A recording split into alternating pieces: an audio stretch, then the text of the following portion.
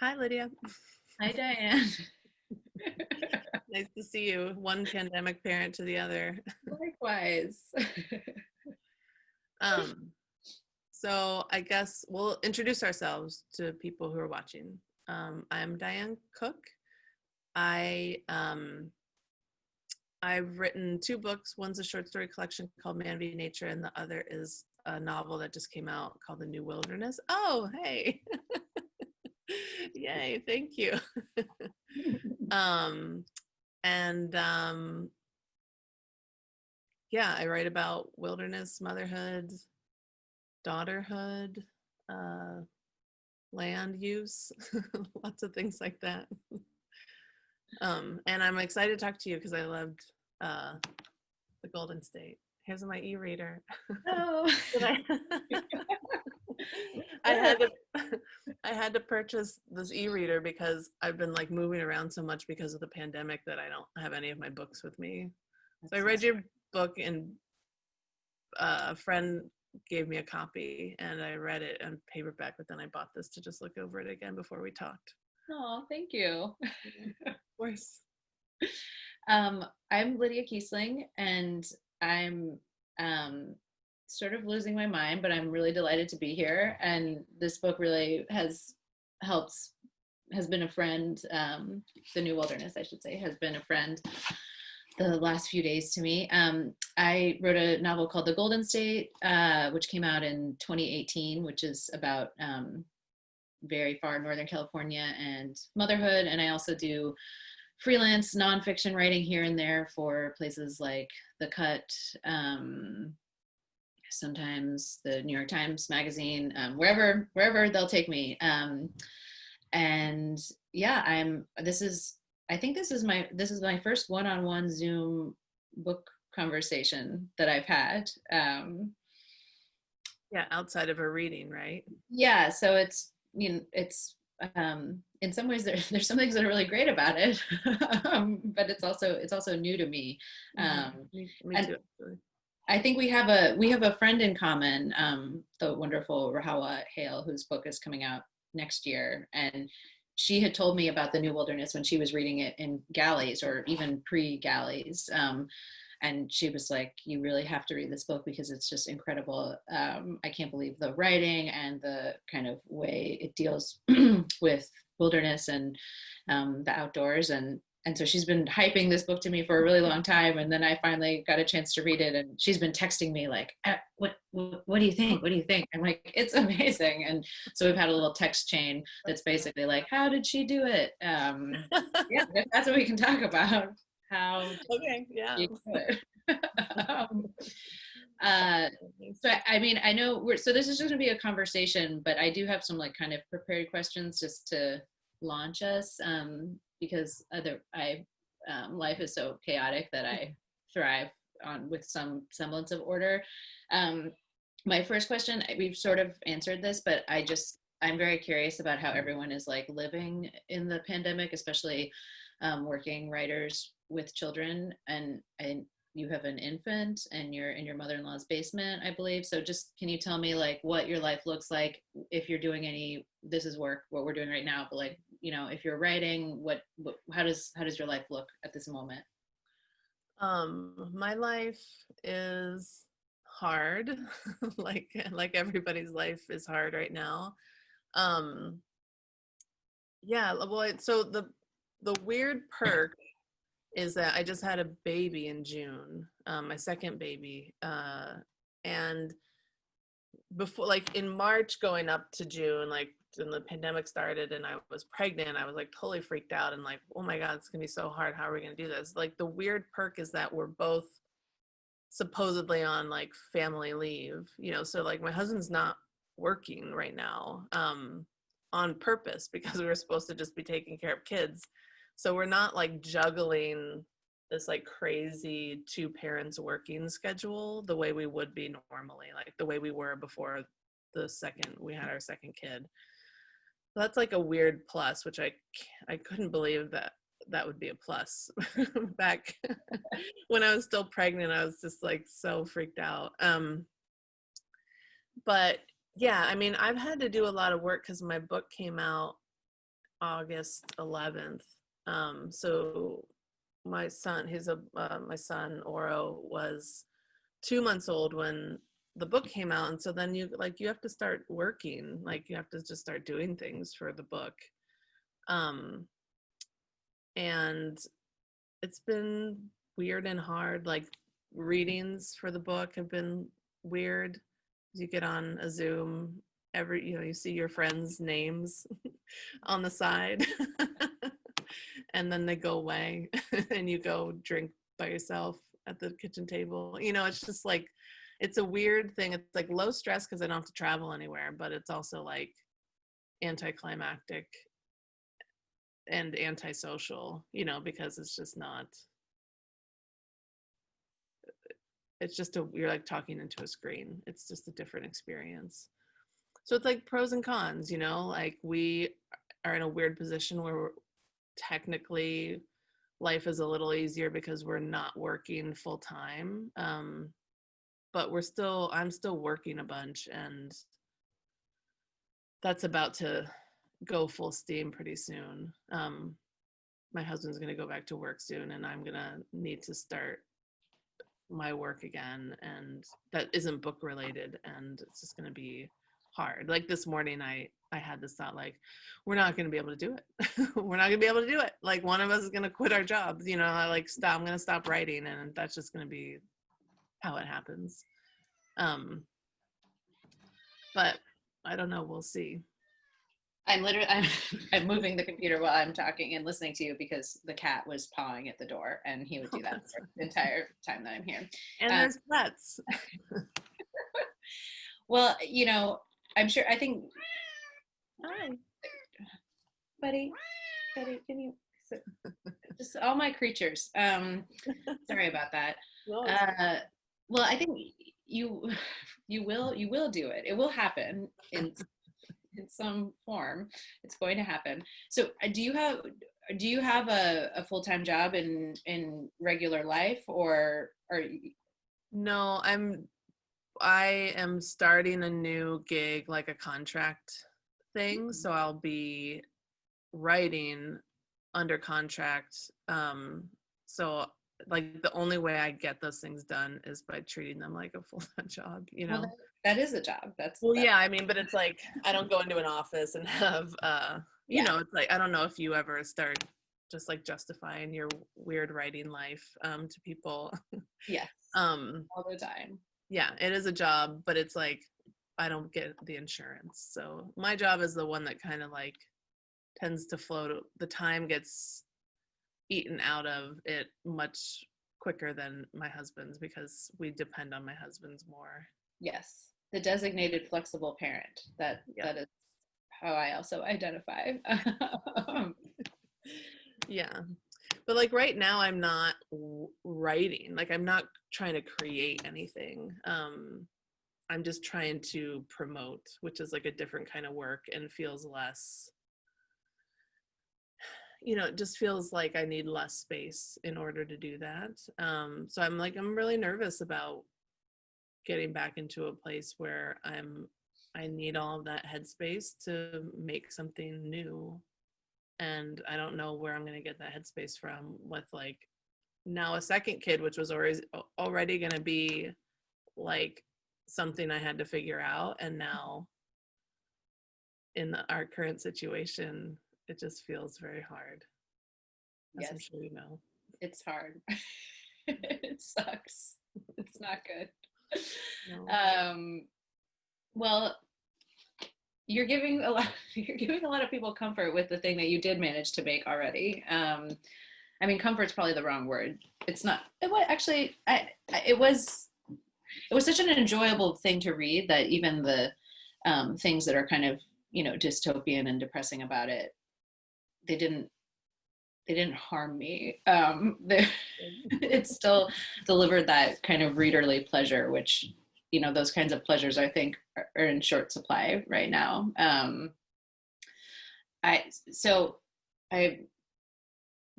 My like stupid question about it, but I am genuinely curious how the book got started? Like what, what was the thing that you sat down and you're like, okay, this is what's the spark? What do I want to do?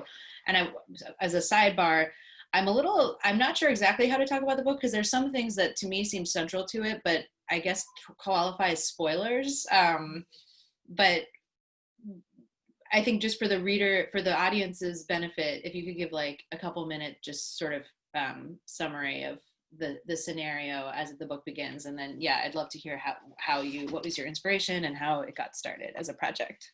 Yeah, I'm happy to. The book is a speculative novel. It imagines a future where there's only one wilderness area left, and that's due to like climate change, overpopulation, deregulation, regulation, like anything you can imagine, like is in our future. I'm imagining what the world looks like after all of that takes place. And so there's one wilderness area left. All other land is kind of used for whatever people need it for, like resources, whether that's where to keep our trash, or where to harvest wood, or where to grow vegetables. And most people live in this like big megatropolis city now, and like interaction with nature is just non-existent in the future. And because of that, like people are pretty sick in the city. It's a pretty polluted world, and one person who's really sick is this little girl, Agnes. She's the daughter of B. And they basically, like, if she's gonna survive, they're gonna need to find a new scenario or a new life to lead. And the tricky part is that there aren't other options. It's just like people live here. This is the life they have. There aren't other places to go because all other land is being used. So the book imagines that there's this government study that takes place that Bee finds out about through her husband, Glenn. And the study is to see what happens when people live in this wilderness area. Can people and nature exist in any way that isn't mutually destructive? And so they sign up as volunteers because Bee thinks, well, if we can get Agnes to a place with cleaner air, maybe she'll live. And there are risks to it, but we have a certain future if we stay in the city, and we have an open future if we go to this other place. So the book imagines that they go take part in the study. There's a group of 20 people who go and live in the wilderness state and live as nomadic hunter-gatherers. They live off the land. They move from place to place. They don't have farms. They don't have dwellings. That's part of the rules of the experiment. It's part of the rules of the land.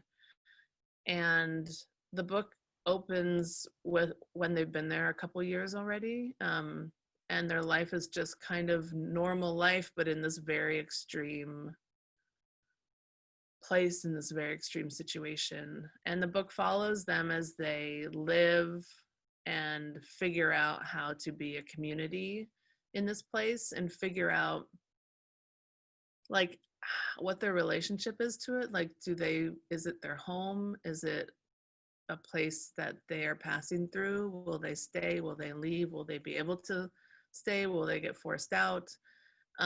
Will they kill each other in the process because it's just like a group of people who are stuck together in a really extreme situation, and they don't all like each other. They have rangers who kind of oversee all of their actions, and they have a lot of rules that they have to follow, and it's a kind of a bureaucratic nightmare, while also being they're living a bureaucratic nightmare in a beautiful, open, like landscape that we always think of as like free, like where it's just like free open land and everything's so wonderful and beautiful, but they are actually living like a pretty regimented life.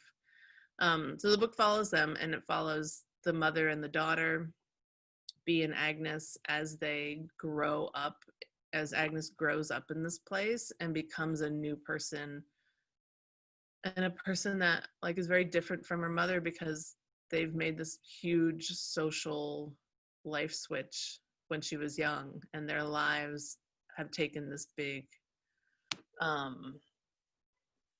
their lives have diverged from one another, and it kind of follows the push pull, like the magnetized like pulling and repelling of mothers and daughters and parents and children. And ultimately it's kind of a, I don't know, it's like the life cycle of being a parent in the course of a novel is how, kind of how I think about it too, a little bit. Oh, And yeah. maybe the life cycle of being a daughter too. Yeah, but it's funny because it is, there are these, incredibly like familiar sort of domestic dramas that play out, and especially in the relationship with, mother and daughter. I have daughters and myself a daughter, and so all of those tensions were so familiar, but they're just thrown into this like very sort of heightened circumstance, where one thing that I like about the book that is so interesting to me about it is that when you think of these, kind of living like in the wild, quote unquote, here the situation is so extreme, and the book opens with like some of the deaths, kind of a catalog of deaths that have happened, just very swiftly, and they're just absorbed by the community. But they technically can leave. They can go back, and that's kind of a tension that I think the book is so skillful in playing with, and how they're both they they seem trapped in one sense, just because they're trapped, like all human beings are trapped in the sort of rules of life, and nature, but they could change their situation in a way that's kind of easier than you might think at first. I'm sorry, I'm rambling. No, it's true. But It's true. I mean, it seems like they're fleeing. It's true. Like I really was interested in playing with this idea of there being this like why anyone leaves their life and their relative ease behind to go do something new and hard, and it's always for the promise of something better, right? And I wanted it to become clear or seem clear that the people who leave, or at least some of the people who end up in this study and then later on, uh, even more people are trying to get to the wilderness state, it's because even if the city's easy, if like life in the city is something known and easy to quantify, it's not better. There's something deeply wrong with that life for everyone. Whether it's because it's like a dangerous, polluted, untenable place, or for some other reason. And so these people are like the people like the same people throughout history who've always tried to go somewhere else to see if things could be better there.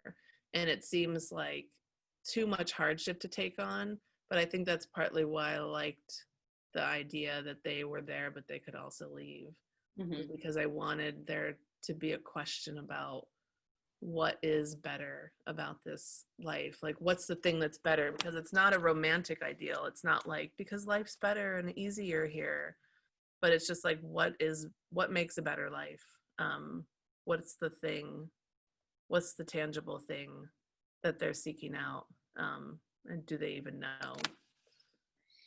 Well, and so when you were thinking about how to lay this all out, how did you, I'm curious whether it sort of was known to you right away, like what this world would look like, or if you spent a lot of time kind of figuring out how to find the balance between specifically kind of, what's in the now and what's in the not quite now. Because, arguably, in your description of the book, some of the, which is obviously like a very brief summary, but you describe things that are already true about the world that we live in. you know, especially depending on where you happen to live in the world. But, you know, pollution and degradation and sort of land use and untenable circumstances kind of already exist. So I'm curious how you balanced, and it's very obvious when we're reading the book that it's not the world as we know it. There are things that are very familiar about it, but it is quite deftly sort of plotted like as on a map, like to be not quite the known world. And yeah, so just thinking about the sort of decisions you had to make as you were planning this out and how it kind of revealed itself to you. Yeah, I think it happened over time. I always like to kind of go back and answer one of your first questions. I always knew that this wilderness state existed. That's the very first idea I had for the book. And then like building the story and the world had to happen like around this land, you know, and the land was always in my mind this big kind of open area out west, actually, like much like the landscape of your book. Like I spent a lot of time in Eastern Oregon and the high desert, and was really kind of captured by that kind of very hard landscape, but beautiful and empty and just strange. Like if you've not spent time there, it feels like a bit of an alien landscape. Like I'm from the Midwest, which is just all like rolling treed hills, and going there felt like a shock to my system in a good way. But yeah, I had to think about, I'm trying to think of how I thought about it. I think it like happened slowly over time, where I started making little decisions here and there, and I had to kind of problem solve as I went. I had a lot of the world laid out on paper that didn't end up in the book, obviously. I think that just happens. I wanted it to be a place where if we just didn't make any changes to the way we're living now, this is what we would end up with, which is like a lot of unusable land, and a lot of useful land that's been repurposed for other things. I didn't want to go into any of the like catastrophe of climate change or eminent domain or any of the other things that I imagined would happen to people and their land in order to get us to this vision I have in the book. I just wanted like the world to be the after effects of all of it. And a world that like the people in the book kind of have grown to accept, either because it happened so slowly they didn't really notice it, or it happened to people around them in a way that didn't bother them until it happened to them, and then by then it was too late. Which I think is what you're saying, like that's happening already. We're in the middle of all of that now. Yeah, I think it just happened piecemeal as I went. Like I definitely knew I wanted to write a future book about land, nature, and people. And the only way I could imagine that looking was like this, you know, was like after the shock of it all, if there even was a shock. Like I definitely imagined that there wasn't a calamitous thing, that it just was this slow progression into a new reality, where either small or big things happen and then our life changes slightly accordingly, you know, to meet it. Like even with the pandemic now, we're gonna have such a different life on the other side of this, but I don't think we're gonna even notice it after a while. And I imagine that kind of thing happening in enough like cycles, that the people who live in my future world just accept it as fairly normal until they don't. Yeah. That was a very long answer. No, that I that makes sense to me, that there's sort of, as you go, you kind of figure things out and what the kind of rules of the world are. And I like that about it, because there isn't one kind of cataclysm that you can tell has happened. It's just like people get sick and it's crowded and it's not, yeah, like the air is poison. And there's one really striking moment where they come to an enormous river, and they kind of do stuff in the river, and then they realize that it's poison, and there's kind of this vision of what the river would have been like, and how it would have been this gift to the people who lived nearby, but it's not. And that's, that felt very real to me. I mean, and the irony of the sort of situation of the community in the wilderness is that and you address this after the book, and you have a land acknowledgement about the lands that sort of inspired you to think about the wilderness state are someone's lands, or were their ancestral tribal lands, and people already knew how to live on them and had those skills and life ways that were developed over thousands of years of living in accord with that particular landscape. And so the result of all of these things that happen is that people are just like, who have no idea what they're doing and are not familiar with those ways of life, are sort of refinding them or figuring them out. And I was curious how what you put in your land acknowledgement, how you kind of thought about that, and the sort of like indigeneity to land, and how those skills are developed and then kind of lost, and yeah, just what kind of like research you were doing, because you also mentioned sort of the research of how people did live. Because I was like, how would you just like smoke a deer that you found? And yeah, I'm just curious about your process there. Yeah, well, the internet is a wonderful resource for all things survivalist. So it's a very weird community, interesting community, because it's like you'll have like a tribal group that is preserving their knowledge to pass along, and that's on the internet. And then you'll also have like Joe survivalists, living up in the Bitterroot or whatever, and he's also got his videos and his his information. So it's just like a weird intersection of worlds as far as like survivalist living goes. But yeah, you can find a lot of stuff on the internet about how to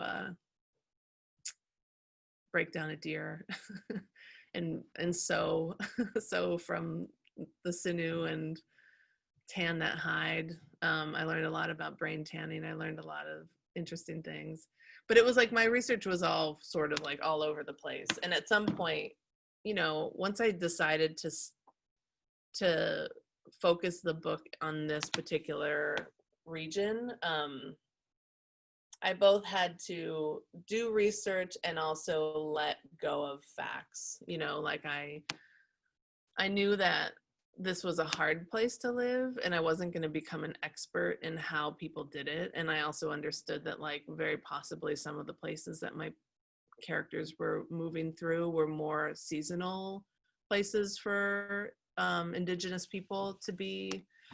And so and there was always going to be a water problem, especially in the future.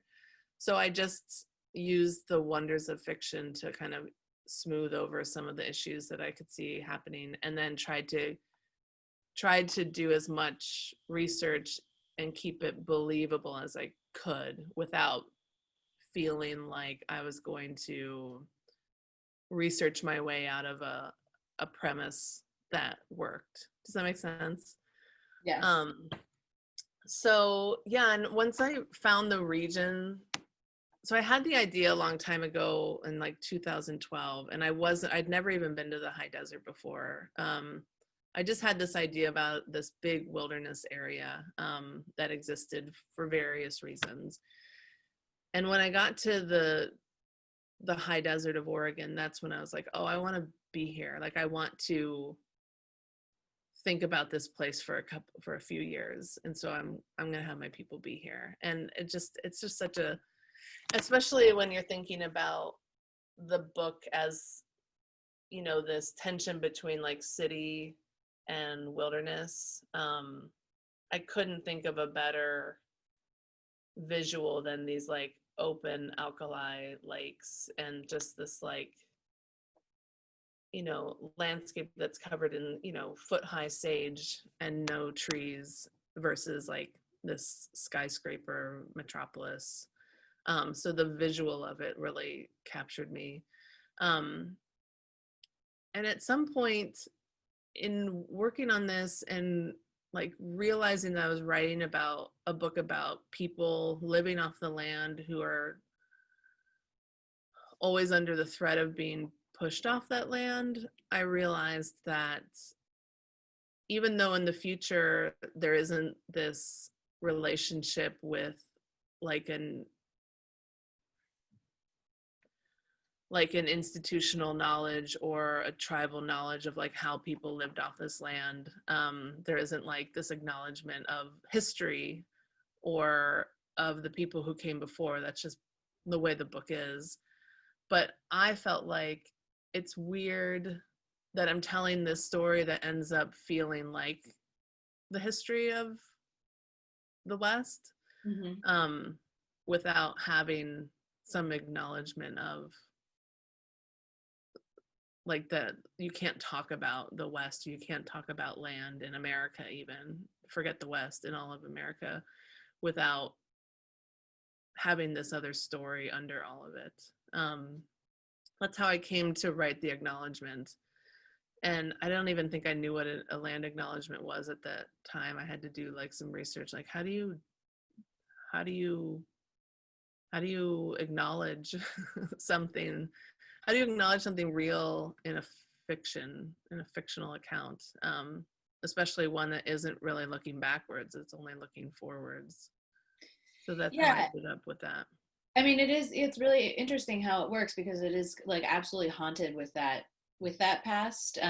But the world is, that's what I'm kind of thinking about when I think about how exactly it was like positioned as a world, because it's also, I don't think there are markers that it's America. I could be missing that, but it's like the sort of extent of acknowledgement of what the like political structure is that there's an administration, and at some point the administration changes. So it feels, you know, when you're reading about the landscapes and then how things are divided up, you know, there's like a mining sector and then the wilderness state. In my mind, I'm like, oh, this is the United States of America. This is what I recognize, but it doesn't actually have any named governance or like nation statehood. So, which I thought was really interesting. But then, because of the way these people end up living and being just like harangued by the rangers over, because in the beginning it sort of feels like, okay, they have a mostly like hostile relationship with the rangers, but it observes, you know, it follows the guidelines that they've been given, that, you know, the study is like a thing that exists, but over time you can tell as things are changing politically that the study, if there ever even was one, is sort of like breaking down, and then it just starts to be like they're getting moved along and hassled wherever they stop, and they're being expected to live in a way that's not reasonable, and like nobody wants to live. Of just basically like utter, you know, because nomadic societies have their own places that they stay for periods of time, and they that too is like lost to them. So that's interesting how it's sort of, it's not named, but it's completely like haunted by that, and sort of structured around it.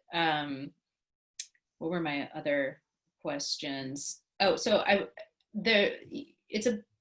the mother-daughter relationship is so like central and painful, and I'm curious, I'm curious what kind of reactions you've gotten to that relationship, and also especially to the mothering, because in my experience, when you write about mothering, um, people have always got something to say about it, even if it's, or especially if it's fictional. Mm-hmm. And I don't know if you're like the kind of person who looks at your Goodreads reviews or anything like that, but I'm just wondering what has like made its way to you in terms of audience reception of Bee's mothering. Um, actually, well, my Goodreads reception is a whole other story. And yes, I do. I mean, I've been like nursing a baby in the middle of the night for Oh, like the whole time my book has been out. So I've like definitely gotten curious, which to my own, detriment. Weirdly, like I always worried for B because she is, she's a thorny mother. I wanted her to be a real mother, to feel really real to me. I remember like before the book got published, some early readers, like I would always be so hurt and offended when they would just say, "Oh, I hate B." They would hate her, and I would just think like, "Oh, don't don't hate her. She's so much like everyone you know." um, but like I think people have trouble with moms who are allowed to have more than one storyline, that are allowed to have more than one register. And, that I still get some of that with her. Although, weirdly, I think because the book shifts focus at some point, and we're like we're with B in the first half of the book, and then the third person narration shifts to a close relationship to Agnes. So I think that there's something that, I don't know, is letting people be a little more forgiving of B. Maybe it hasn't been like as brutal as I might have imagined. The brutality has come in other directions, from other directions to other parts of the book. But yeah, I mean, generally, like I've always gotten comments from my last book where it's like, a mother would never do that, said Al on Amazon. And I just think like, I feel bad for your mother, because I just think like, I don't think I'm saying anything even that wild or radical, or revealing, about how mothers are just people with children, and that we're like susceptible to all the same feelings that any other person is. But yeah, I think it can be hard to put a mother out there. There's just there's no space for mothers to be anything other than mothers. And it's like a real shame. I mean, that's partly why I loved your book so much, is because it's so her mothering is so raw and honest that it just feels like a different, like we're getting like a different kind of like view of humanity through her. Do you know what I mean? I don't know. I just loved it. I wish that my Goodreads foes shared your feelings. I invite you to read my Goodreads later, and then I think you'll feel okay about your Goodreads. Oh God. Yeah, so much crowdsourced opinion. Well, Painful. the interesting thing that like I think some people don't like Agnes in my Goodreads. I don't even know if this is when she's the little girl, and I think she's astonishing. I love her. They call her What do they call her? I don't know. One person called her like neurodivergent. Um, and like they just see her as, oh, actually a friend of mine thinks she's a brat. And I just think, I know it's weird. Anyway, I don't know if any of this is important, but No, that's so interesting. That's funny. But like I just don't see that at all. No. Well, she's a female character in a book, so she can't. She has Yeah. to be one way, or it doesn't work for people. Yeah, I mean, you'd like to think that like literal children are like exempt from that, but I guess not. Yeah, well, she becomes, she gets older, so I guess she's up for all the scrutiny. Anyway, Goodreads. It's not. I shouldn't go there. I know that. Um, I have two more questions, and I equally want to know the answer to both of them. But actually we didn't start right at 11, so we're gonna. So my first question is, what you talked about the perspective shift that you do in the book, which I really enjoy. But one thing that I think is so on the craft level is so like admirable about the novel is that even when you do the perspective shift, the authority there's an overarching authorial voice or narrative voice that exists that's kind of outside those, just regardless of what character we're kind of zooming in with. That is so interesting because it's not a funny book, like it's not a comedy, but there are some like funny things about the way the narrative voice kind of presents information to us. I mean, part of it just might be because like the main Carl, and like this is just like Carl gets in these power struggles with people, and there's something intrinsically comic about someone named Carl having power struggles about a wilderness community. I don't know, but and there's it echoed to me with books that are sort of like bureaucratic novels and books about like surreal bureaucratic experiences, and a voice that I normally associate with more things like office novels or like legal system novels, and not one that I associate with things that mostly take place outside. So there's this, it's a very like distinctive kind of narrative voice. So I guess I'm wondering how much you thought about like cultivating that, and if it went through different registers or different kinds of voice, or if it was just always that's just how you like this story came to you. And then also like what books you see this as being in conversation with. That's a really interesting question.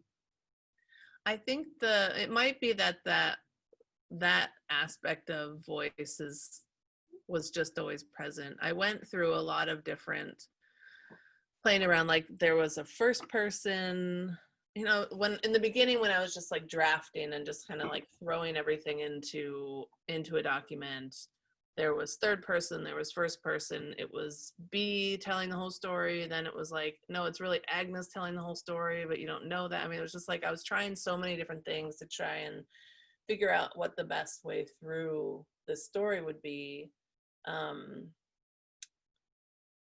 Yeah, I even had like a kind of a collective community voice, which got like sanded down.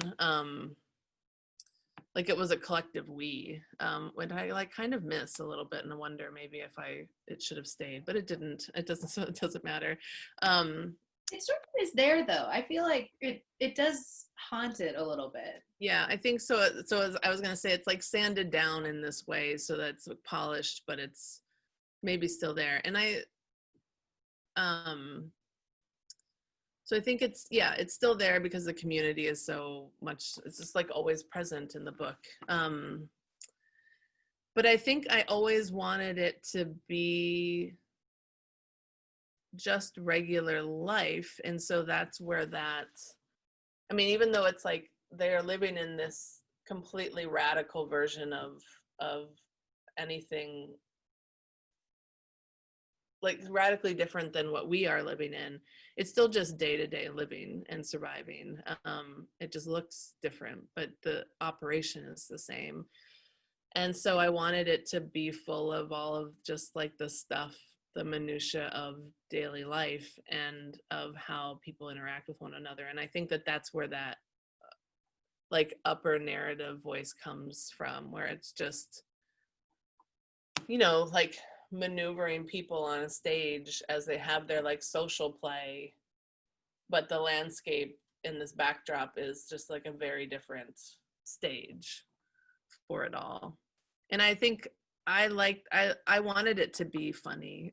Like I thought it was funny.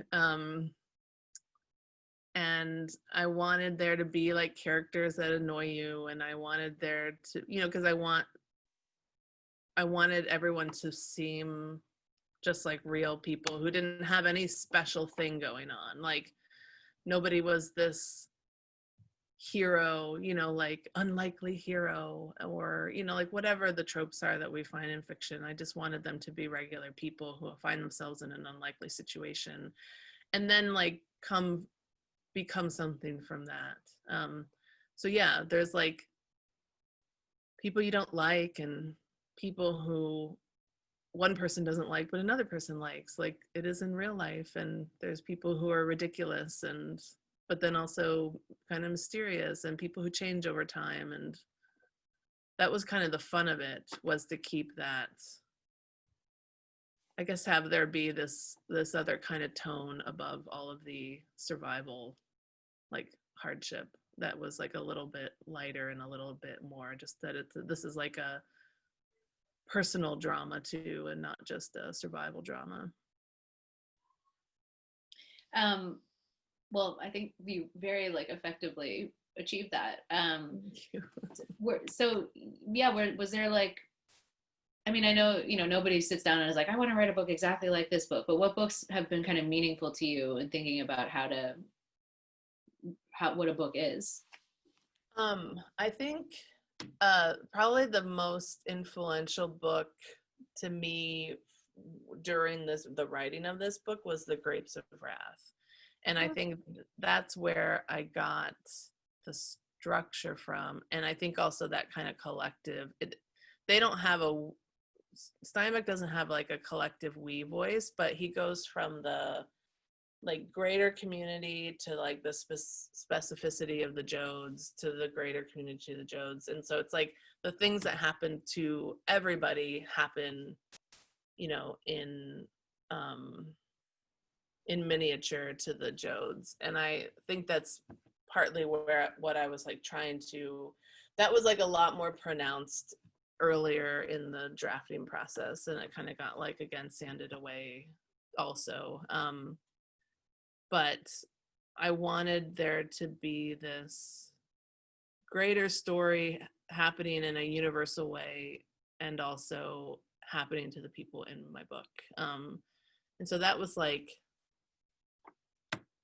probably one of the most influential books. And like, I love Walden, so I definitely have thought about Walden and the ideas of like leaving the world behind and being a part of it, were probably like pretty early inspirational ideas for the book.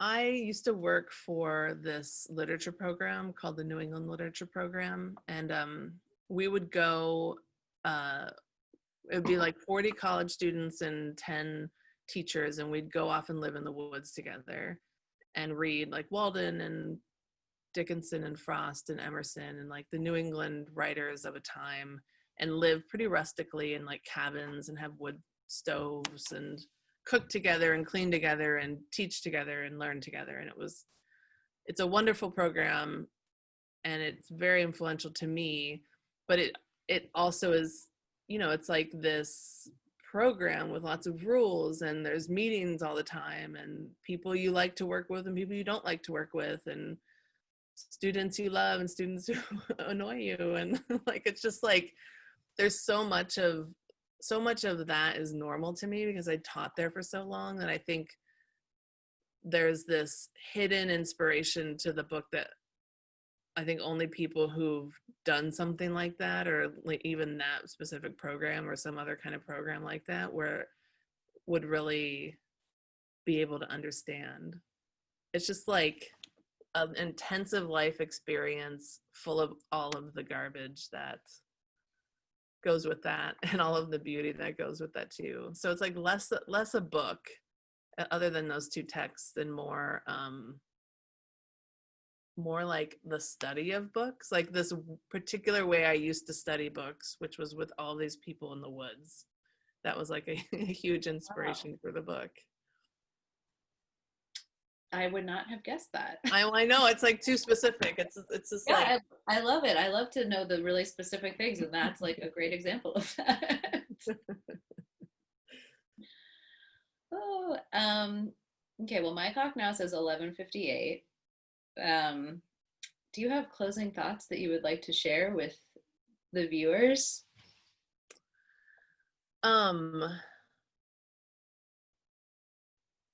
Well, I don't know, maybe.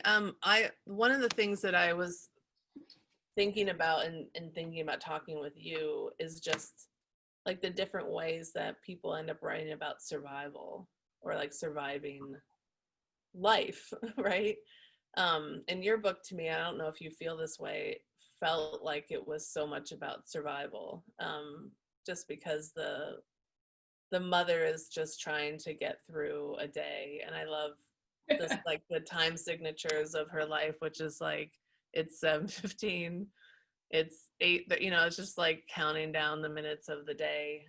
But also in this bigger way, it's like surviving the day with a kid, surviving life with a kid where your spouse is gone, surviving life in America with the pressures that exist monetarily and like location wise and bureaucratic wise, and then surviving the like friction between yourself and all the people around you and all of our different like like beliefs. And then I was thinking about my book where it's like survival, I'm blowing up those same kinds of things, but like in a actual, like these people might die today because Yeah. because they like might not find water. And it was just interesting to me to think about all the different ways that like probably if we look at so many books and like with through a lens of survival, like that's what so many people seem to be writing about now. And I don't know if that was something you were thinking about in like that term as like survival. It's funny. Well, I don't think I would have put it that way, but I was. And what's interesting, I think, yeah, when you compare the books, because it's like when you took like an actual like epic journey, and brought really beautifully like those domestic and small details into it, and I took domestic and small details and tried to make of them an epic journey.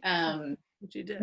One thing I did think about is how, and this is not, just in the novel, but I have written about it in nonfiction too. I'm sort of obsessed with how, and also this idea is not like unique to me, but there are, if you don't have like kind of classic adventures in your life, like I don't know how to like deep sea fish or like climb a mountain, and I have not, been in any sort of armed conflict, thank God. But the dramas of your life just have a different dimension, and I think when you're especially like raising small children, I mean, sometimes you're just like, I'm at the limits of my endurance, even if it's in a very, even if you can laugh at yourself for thinking that while you're in it, it's still a lot. And so that's kind of what I wanted to like put on the page, is like how that feels kind of minute to minute. And I'm having like karmic retribution for putting my readers through that, because now I'm like living that again. Because I'm like, well, they've already done all of their kindergarten and it's 9:25 and they're just going to be here the rest of the day. And I don't know what to do. So yeah, I am interested in just how like basic elements of life that are sort of taken for granted, as like people have families, like what does that mean? What does that look like in daily practice? And yes, obviously like your individual circumstances can make that a lot easier or harder. But the basic unit of the like relationships is really challenging, especially when you're like feeding another person and figuring out how to try and keep them happy throughout the day. So you have an almost 3-year-old and a 4-month-old. So you're like, in my book, the toddler is 16 months old, and when I started writing it, she had a 6-month-old, because I had a 6-month-old, and then like as I like I was very slow, to kind of get going, and then suddenly my baby was 16 months old, and I was like, I think she now has a 16-month-old. um, but yeah, I think the books do like speak to each other a lot. Although, yeah, for other readers who are just looking at them, they might not seem to have a lot in common. But yeah, I definitely think the Agnes and Bea relationship is so moving to me,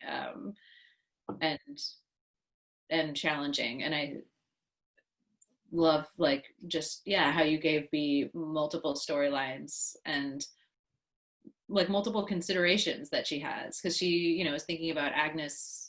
They literally Agnes is going to die, and that's the thing that means that they go to the wilderness. And the moment when I think it's Glenn who presents that to her, Glenn is like sort of this, if there's any like saintly character, it's Glenn.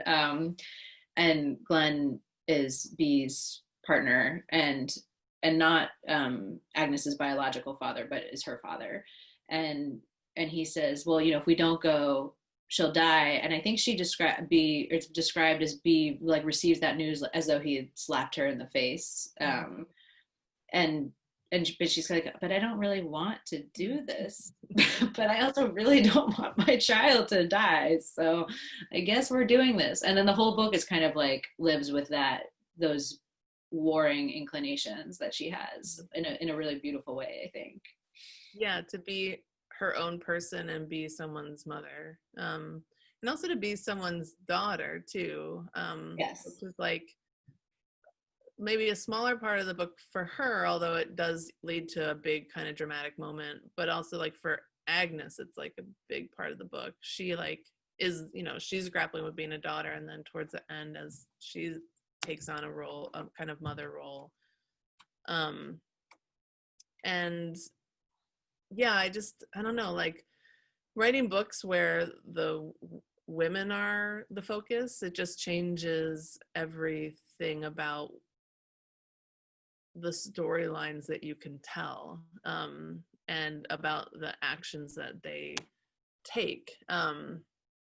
Like you were saying, like there can be this kind of domestic line through everything that wouldn't be there unless the women were the focus of the book. And this kind of intense relationship that's always being pondered. And it's not like books that follow, the central character as a man, like don't have those considerations. That's not what I'm saying. But it's just like the way that women think about relationships is different. And so then suddenly those relationships have to be dealt with differently and take up a kind of space on the page that we wouldn't necessarily get if the book were following a different gender, I think. Well, and in your book, because they're like power dynamics are really central to how the community survives, and then there's also these sort of like physical considerations, like the storyline of who's in charge of the food, and like who gets enough to eat is suddenly important, and what sort of alliance you make, and there are like age old bargains that I think women have made, which kind of appear in the book, where well, anyway, that's spoilery, so that's a good place to stop. But I feel like those are really at the forefront in your book of, and just basic things like, the book opens with a birth, and that is just a thing that has to be dealt with. Well, thank you so much, Diane, for writing this novel, which is beautiful, and for this conversation and this opportunity to spend an hour away from my domestic arrangement, this was a gift to me. So thank you. Thank you too. Thank you. Same for me. I mean, I don't hear any children running around, so that's good. But thanks for reading it and talking to me and having questions. And I would love to someday grab a drink in person somewhere and talk more about our books. I have my water. I should have been drinking it this whole time. This is a giant iced coffee, and I'll have like 3 more of them throughout the day. So yes, a real drink would be great. And talk more about our female characters. But it was really nice to talk to you about this book and yours, and thanks for reading it. And I hope this was enjoyable to everyone watching.